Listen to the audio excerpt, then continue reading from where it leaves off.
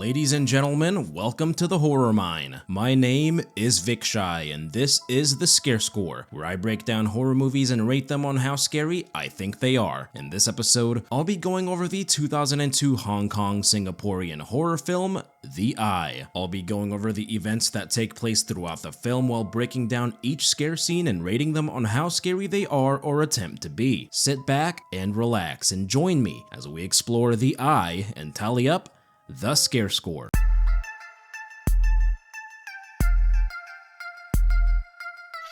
Our movie begins with a narration from our main character, a blind woman named Mun. Mun is portrayed by Malaysian actress Angelica Lee, who gives an amazing performance here. Mun gets a cornea transplant with the hopes of being able to see the world again. It's a great premise that makes Mun a very sympathetic and relatable character. After the surgery, she befriends a sweet young girl named Ying Ying, who unfortunately has cancer. With her sister Yi and grandma in attendance, she tries opening her eyes for the first time post-surgery. Everything appears bright and causes her pain, which Dr. Lo says is normal after the procedure. Sometime later, she is able to see things, but they are very blurry. Ying Ying is super excited that Mun can finally see, which is pretty adorable. Mun takes a look around the room and sees a woman just standing there. The nurse helps her to the mirror where she is finally able to see her own reflection for the first time since she was a child. I have no idea how it would feel to finally see for the first time after being blind, but this scene captures that beautifully. She takes a picture with Ying Ying and promises to come visit her even after she's discharged. That night, she sees the old lady in the bed across from her walking away with someone in black. Seeing things from Mun's blurry perspective adds an unusual layer of mystery to everything and helps make things scarier. She walks out alone into the hallway and hears a woman moaning at the end of the hall. The moan sounds very unsettling and there is a ton of tension as she walks towards the blurry figure. The figure disappears and she suddenly hears the moaning directly behind her.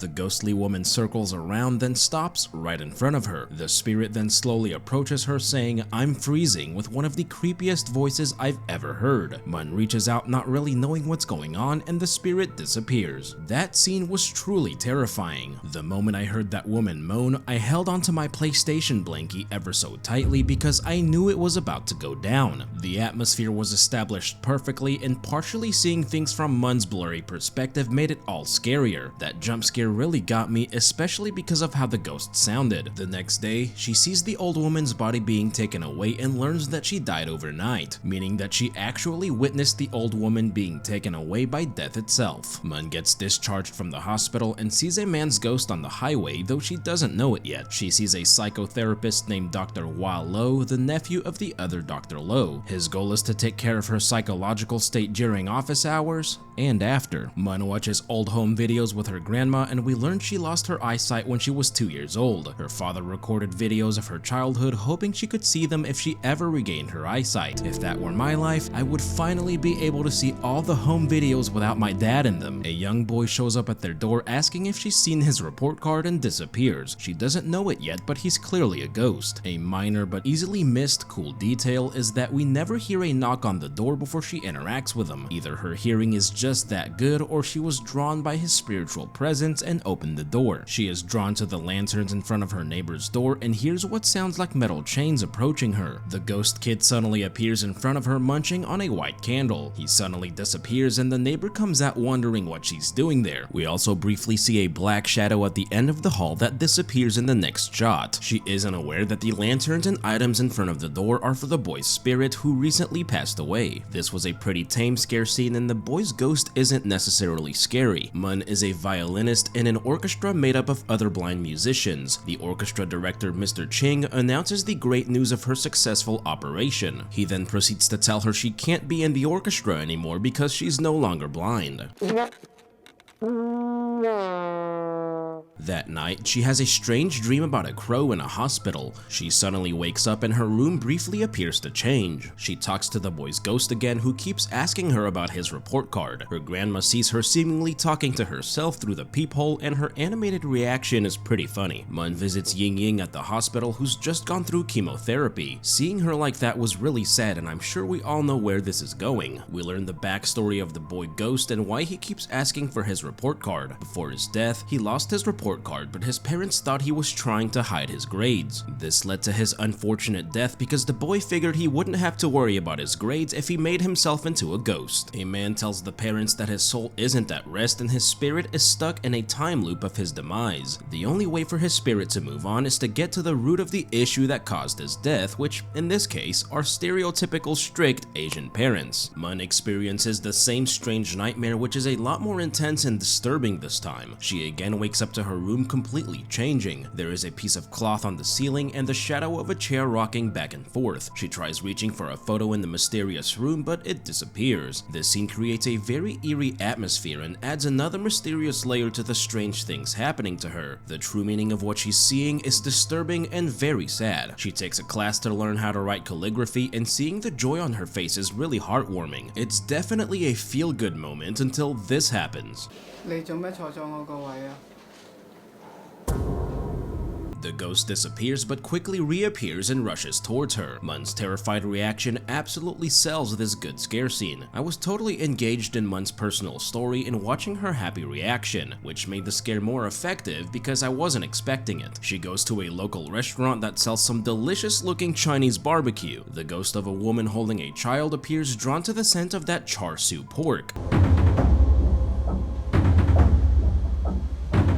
Mun tries her best to ignore her and the spirit leaves. The waitress can also see the ghosts, who are actually the dead wife and child of the owner. This is another terrifying ghost encounter, especially because of how creepy the woman ghost acts and looks, though it goes from creepy to sad really quick once we learn who the ghosts really are. She loses her appetite and walks out into the street. A young boy runs straight through her and he looks just as confused as she is. A crowd gathers around the scene of a car crash where we see that the boy is dead and is now a ghost. The boy is then taken away by the black spirit, who seems to be death itself. Mun is encountering spirits everywhere and starts to realize what's going on. Nothing really too scary though. Dr. Wah shows up and Mun tells him what she's been experiencing. When she was young, her grandma told her she would grow up to be an extraordinary person. Mun realizes her grandma knew she would be able to see what others can't. She just wants to be a regular person, and seeing her struggling with everything is really heartbreaking, especially since Dr. Wah doesn't believe her and pretty much calls her crazy.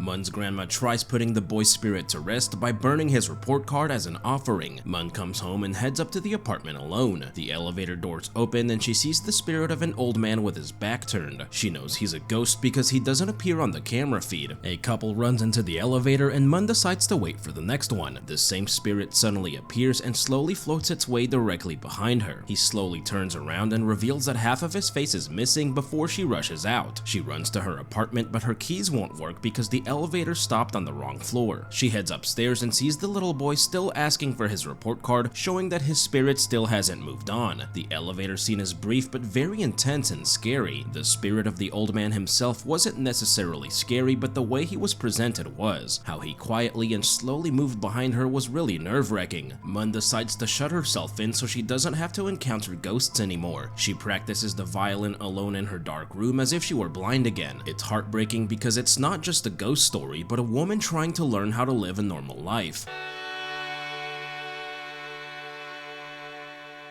Wah asks his uncle for the identity of Mun's cornea donor to try and figure out what's happening to her. Dr. Lo refuses and reminds his nephew of the unethical nature of his request. Wah reveals to his uncle that he thinks of Mun as more than just a patient. He tries talking Mun out of her sad state and says that he will help her. He brings her to the blind orchestra and she plays an intense solo until she passes out. At the same time, we see the man from earlier, who is some kind of shaman, trying to cleanse her apartment of the spirits. Mun wakes up in the hospital to a visit from Ying Ying. She says she can finally leave the hospital and doesn't need any more operations. The black spirit appears behind Ying Ying and Mun sees a vision of doctors unsuccessfully trying to revive her. Mun realizes that her young friend has died and watches her walk away with the black spirit. Dr. Lo comes to tell Mun about Ying Ying, but she already knows. This makes him realize that she truly can see the dead. This scene really made me tear up and is one of the saddest moments I've ever seen in a horror film.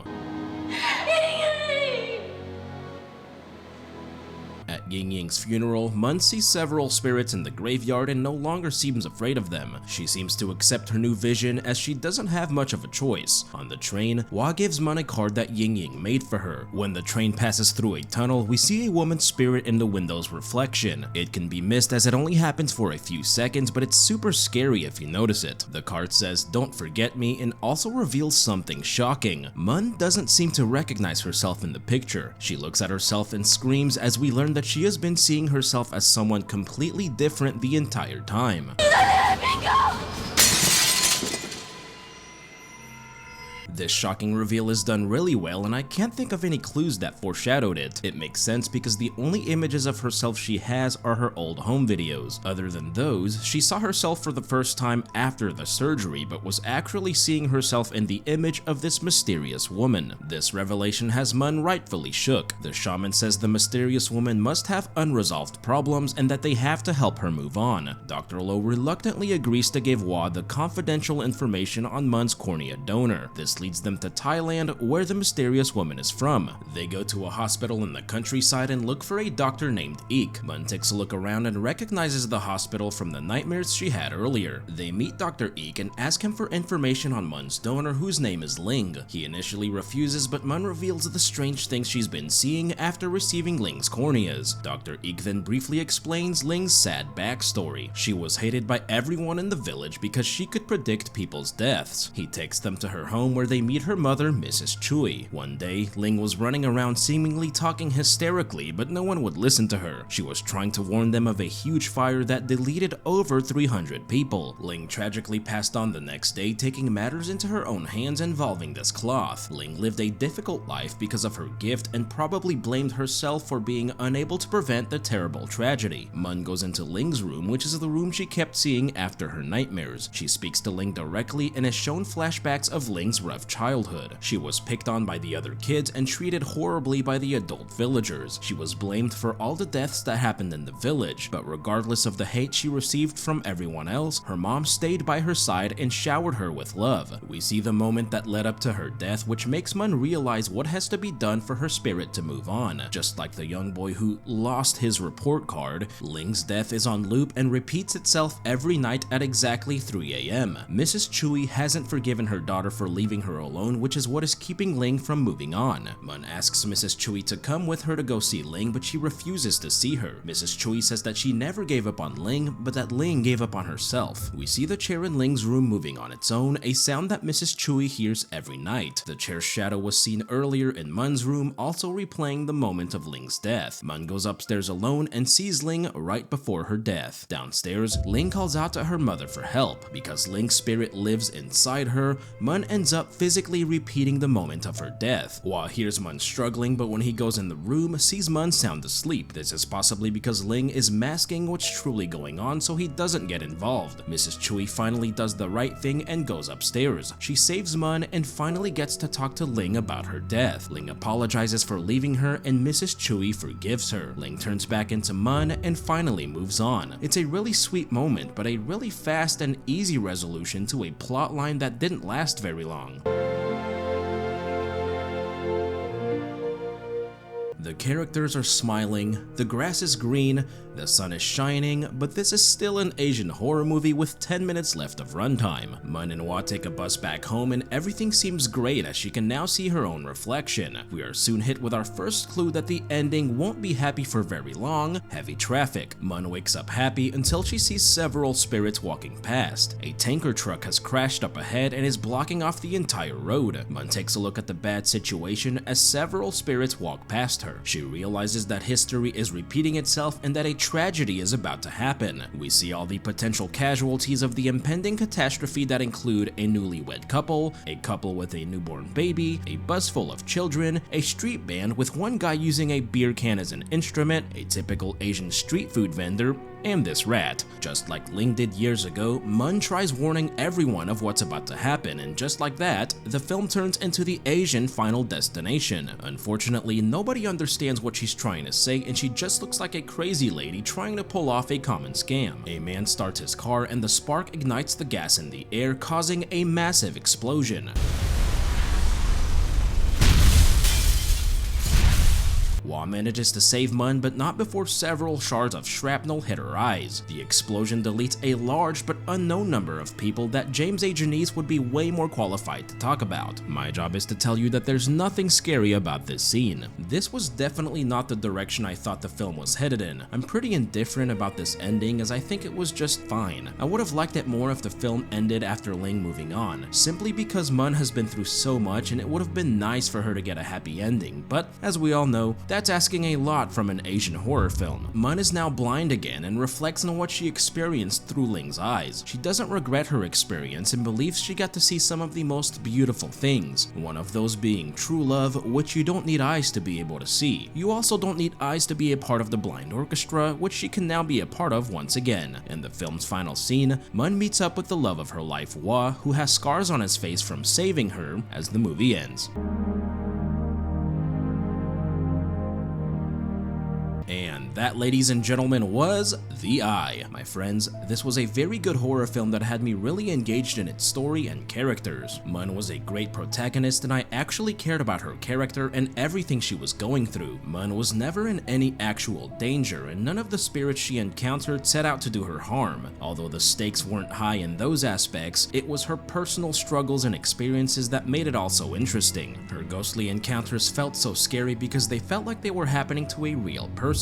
Her reactions to it all felt really genuine, which made the scares that much scarier. With that said, most of that takes place during the first half of the film. The movie's second half sort of felt like a different movie with a different tone. There were virtually no scare scenes after the Ling storyline was introduced, which is a real shame. The film became more of a drama with ghostly elements. It sort of was that the entire time, but the first half definitely felt more like a genuinely scary horror film, earning The Eye a fair scare score of 59%. I also want to clarify that not having a super high scare score doesn't mean that it's a bad horror film. This was a really good movie with an interesting story and engaging characters. It just so happens that the first half carried the film in the scare department. I still definitely recommend The Eye and consider it a classic of the Asian horror movie genre. The scariest scene in the film was Mun's encounter with a woman's ghost in the hospital. Everything about that scene was horror excellence. The moment I heard the woman's creepy voice, I knew it was going to be a great scare. Being the first ghost encounter and scare scene of the film, it set a really high bar for me that the rest of the film never quite lived up to. But, as always, I hope you all enjoyed this video. Thank you all for tuning in and I cannot wait to see y'all right back here in the horror mine. Y'all stick around.